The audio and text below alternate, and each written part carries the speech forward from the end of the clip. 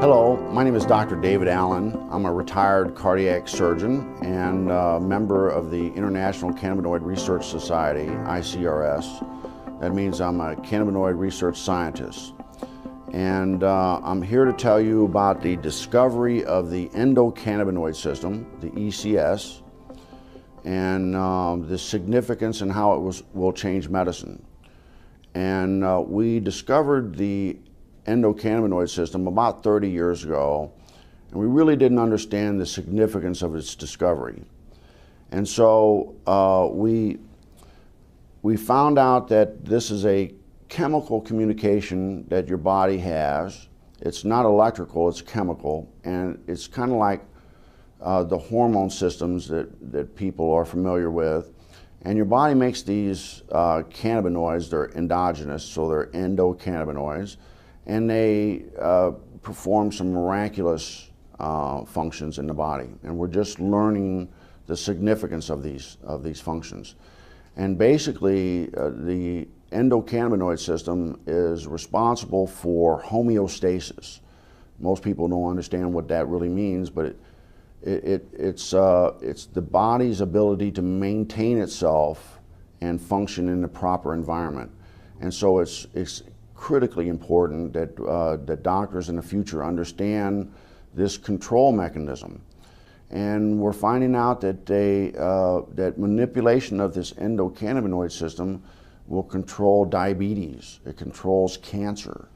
It controls whether you can survive a heart attack or stroke. And so this is critically important for doctors to understand this new science. And the discovery of the endocannabinoid system is the single most important medical scientific discovery ever, and will save more lives than the discovery and application of sterile surgical technique. And I'm a heart surgeon saying that. So more people will be saved by manipulation of the endocannabinoid system than are currently saved by surgery. But recent research has been looking at cannabis and the different cannabinoids. There's over 80 plus cannabinoids discovered in the cannabis plant. The second most dominant one besides THC is cannabidiol, or CBD. Okay. And the research now is over 1,200 peer-reviewed journals on CBD. It's probably the most exciting and researched ingredient or substance right now around the world. Mm-hmm.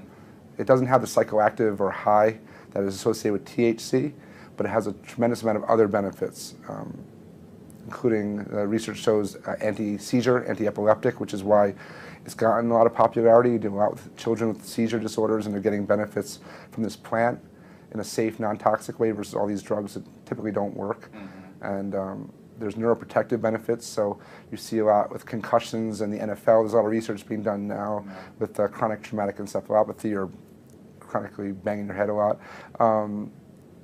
There's anti-anxiety, which is really important. It's the anti-THC of sorts. It calms you down. It helps you manage stress better, which is how I look at it. It's much more as a preventative or daily use substance than just treating disease states.